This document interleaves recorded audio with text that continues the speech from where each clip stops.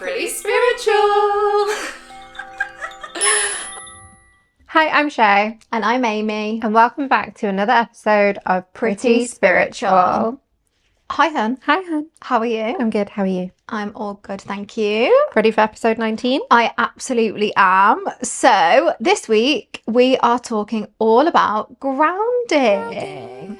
So what it is to be grounded, what grounding actually means, and how we can implement it. I mean, I wouldn't know because I'm probably one of the most ungrounded girlies there is constantly. No, grounding. So grounding for me means not feeling chaotic, feeling in control of myself and my decisions, my thought process.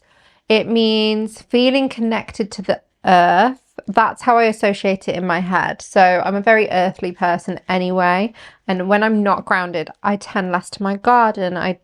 I'm just chaos, essentially. So for me, it feels like being anchored at one with nature and feet firmly on the ground. That is a great way of putting it. What about you? Yeah, very similar to you. I think definitely the connection with earth is massively important. I think the connection with myself and feeling like I'm in my body rather than in my head is a huge sign that I feel grounded. And I definitely think it's operating from a place of calm rather than a place of utter chaos. Who is she?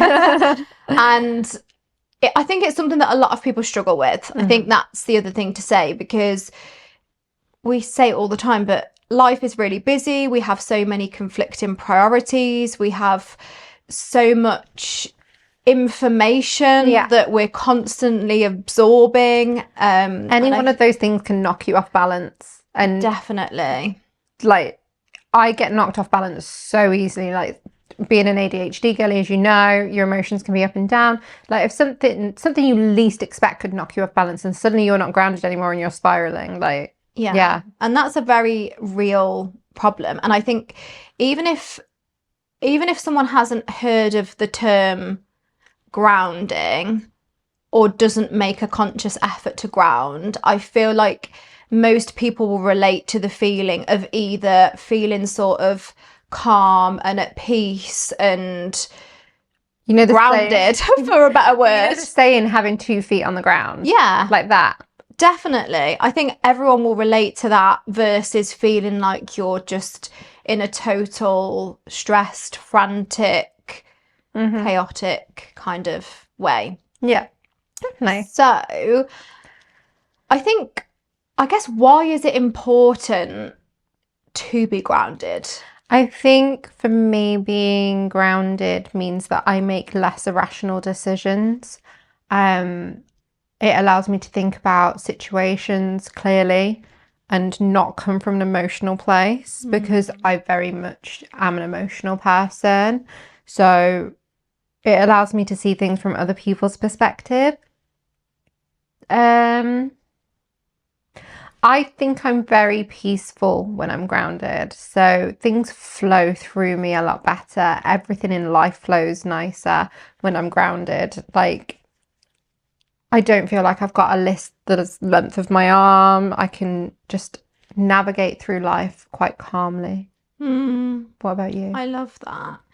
I think that is so important. And yeah, I agree with what you said. I think it's important because you feel like you're doing things for the right reason. And also it's important because we deserve to feel that calm and that peace in a world that can be very overstimulating. Yeah. Really. I think there's, we're in like a culture where like scrolling and over consuming is very, very normal. Even that is enough to make you feel like, really chaotic. I'm just laughing about what I just showed you when we were having lunch. And that definitely knocked me off. Honestly. Yeah. So just for anyone listening, I was explaining to Amy who Garrett Graham was, and she didn't know. So I showed her and I was like, this has changed my brain chemistry. I've watched Off Campus and I'm just not okay. And I'm in like, my brain's not okay. So Garrett Graham has ungrounded me. God's sake, Garrett Graham. I didn't even know who he was until 5 minutes ago. Now you do. So yeah, like that's the thing. Something like that made me question my whole reality as this 30-something-year-old mother. Yeah. And then I'm watching these college kids that play ice hockey and suddenly I'm spiraling. Like it's like you said, overconsumption of things like yeah, definitely. And definitely overconsumed Garrett Graham. That's the thing. We've got so used to, in the times where really we should be slowing down, where our body and our brain needs like rest. And I don't mean rest in terms of sleeping. I mean rest as in a break from everything around us. A lot of the time we turn to like watching the telly or scrolling on our phones, like doing things that actually stimulate us more rather than connect us more to ourselves. And we all do it, me included.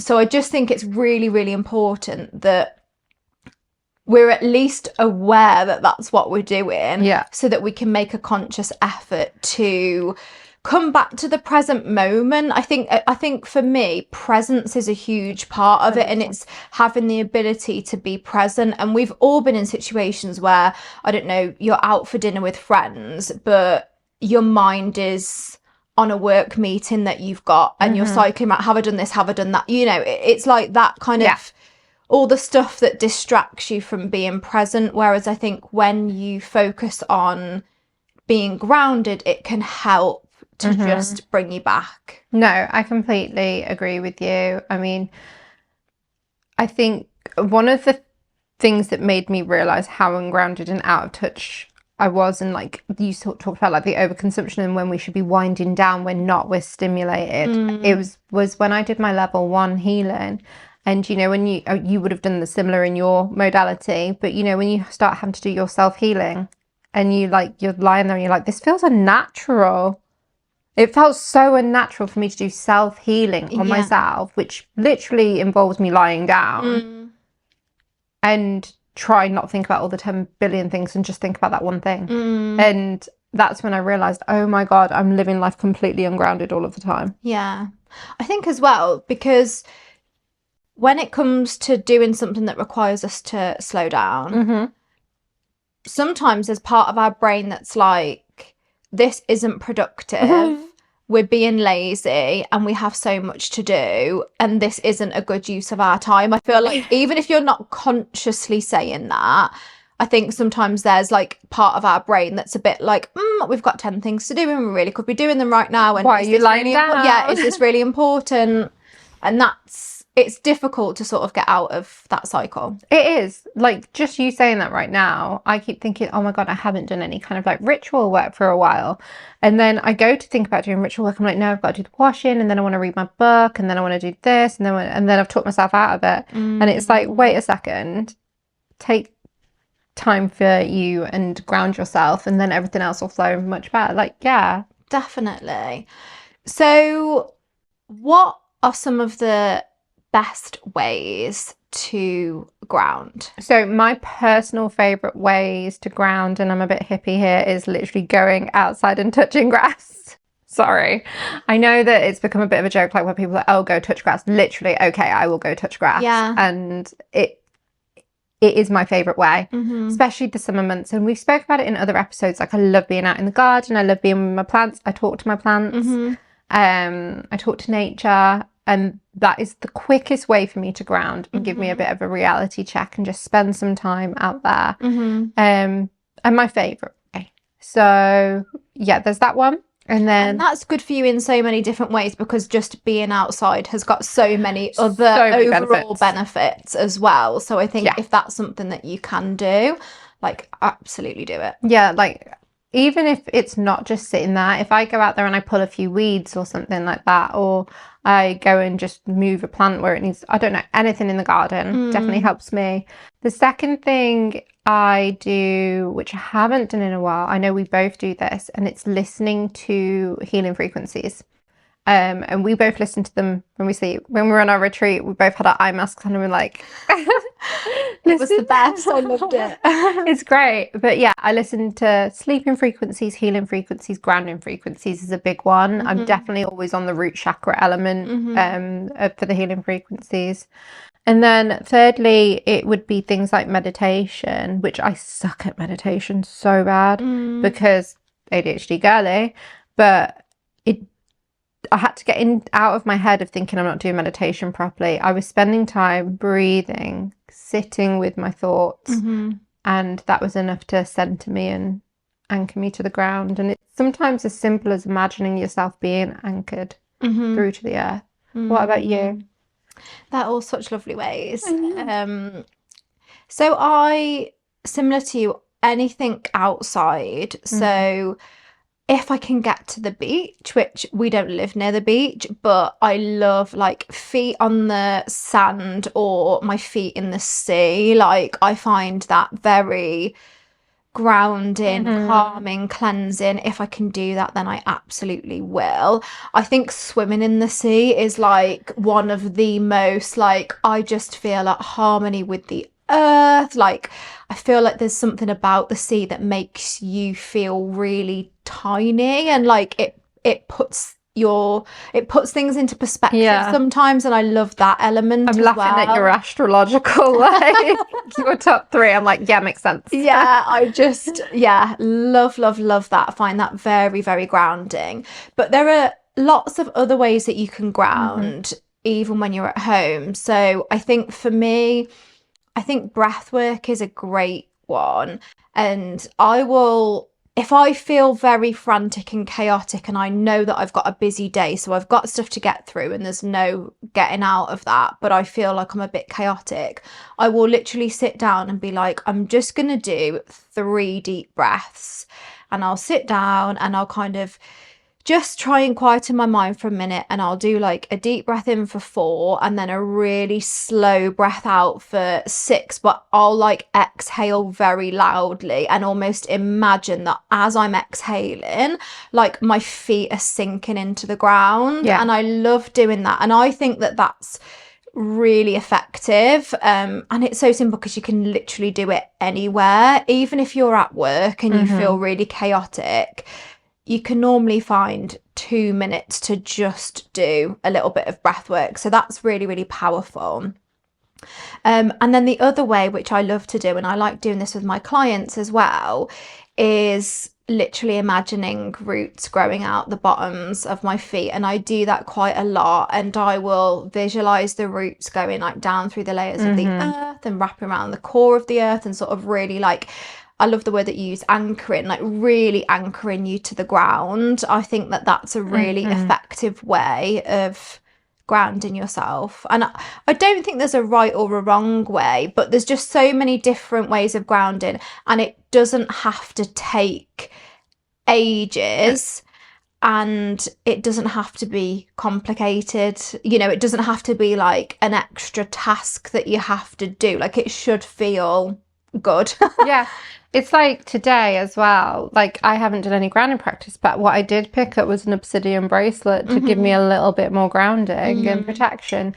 And people will have different ways of doing it, and it's like one that's like doesn't normally come up in, like, if you were to Google spiritual ways to ground, I like to kind of sit on the floor and just stretch my legs out and feel like I'm ridding tension from my body, and just stretch my body, stretch my arms, and that's how I disperse energy for myself. And I find that quite grounding. Definitely. Just being at one with yourself for just a short period of time. It takes like 20 seconds for me to like stretch out like my legs and stuff. So because it is about that connection in your own body, isn't it? And I think when you're doing something like that where you're like physically focusing on your legs or your feet or anything like that, it does take you out of your mind and bring you back into your body, and ultimately that's the whole purpose of grounding.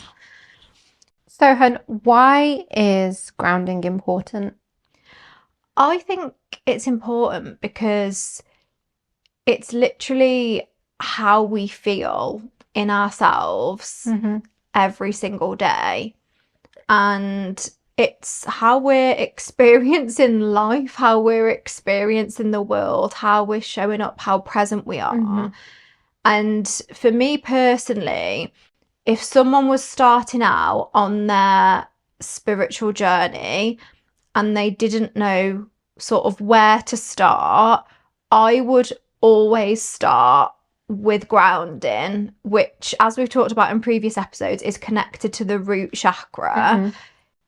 It's the most important thing, because in order to be present and to know what else is kind of going on in our body and what else is going on in our energy, and to have that level of self-awareness, you have to be grounded, or at least more grounded than what you were previously. So I think it's a great place to start, because it takes you out of your mind into your body. It connects you with the earth, and I just think it's such an amazing practice. I agree. And I think we've spoke about this separately, but when you say if you're working in a spiritual environment, being grounded is so important for your clients. But then if you're not a spiritual, like energy worker or anything like that, I think being grounded in yourself allows you to also be a better friend, be a better family member, be able to give people advice from a good place because you're not chaotic yourself. So I think taking the practice of grounding and putting it into what you do for work, whatever you do, and just everybody should implement it, really. Yeah, because definitely. it allows you to function as a human being better than what you would be if you're not grounded. I agree. And something I've just thought of as we've been speaking is there are certain foods that you can eat and things that you can drink which can help with grounding as well. Like certain herbal teas can be really good for grounding. Yeah. I always think most things that literally grow in the ground can have benefits. Potatoes or, anything that grows from the ground is generally good and can have grounding effects on your body. That's not to say you don't need to do a grounding practice as well, but personally I think, like, if I'm going to do a meditation or if I just want to do some breath work, like having a herbal tea and doing some breath work, like the combination of the two of those things can be really good. Because I think the other thing to say is there are certain things, i.e. caffeine and alcohol and things that are stimulants that will also throw us off balance. So if you're feeling like you're not grounded, probably the worst thing you can do is have a load of caffeine, because that is just gonna throw you off even more. Genuinely, when I was on my ADHD medication and I ended up having a little cheeky minty bee, I was Is that how we're describing it? Cheeky minty bee. But I was on stimulants, wasn't I? And I was not grounded in the slightest. Yeah. Hence the minty bee. But you're right. Yeah. That's the other thing. It's not just like the things that we're externally consuming, on screens in our environment and things, but definitely the things that we're putting into our body as well can have a huge impact on how grounded we feel. Anything like caffeine or alcohol or even certain medications and things like that can impact with how grounded we feel, because they're kind of interfering with our body's natural hormones and cycles. You see, there's people that aren't spiritual that have shown me things like, have you seen those grounding sheets and stuff and things like that? So it's not like it's just a spiritual practice. There's science behind it, and there's all sorts of things people can do for grounding in different cultures and religions and things like that as well. So it's not that it's just this woo-woo thing. It's an actual practice that I think everybody should be aware of and should be implementing. Yeah, and you said about the herbal teas, I always have a herbal tea to ground, always. And when we film this, we have herbal teas. We do. Because it brings us, because we're a bit chaotic. Yeah. So. Yeah, it's true. It's good. It is. It just kind of calms you rather than stimulates you. And I think a lot of us, we don't need more stimulation. It's the last thing that we need. So yeah, I think anything, just being mindful. And maybe even if you just like swap out, if you love your coffee, just swap a coffee out for a decaf once in a while if you're feeling slightly chaotic, and it might just help. Don't drink loads of Diet Coke. Yeah, your current obsession.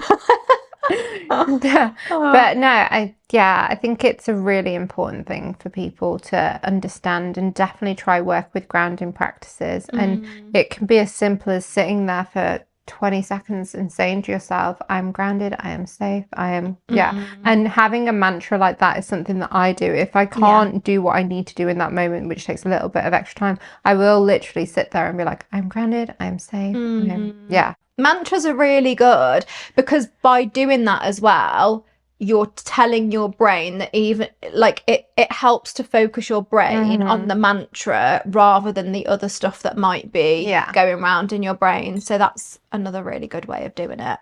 I think ultimately it is just about you being in control of yourself and your body rather than feeling like everything external to you is controlling you. Jinx. So if somebody is completely new to grounding, but they've listened to this episode and they're thinking, oh my God, that sounds like me, I feel like I really need to start grounding ASAP, what would you tell them to go and do right now? I would say take off your shoes, take off your socks, go outside. If it's raining, it doesn't matter.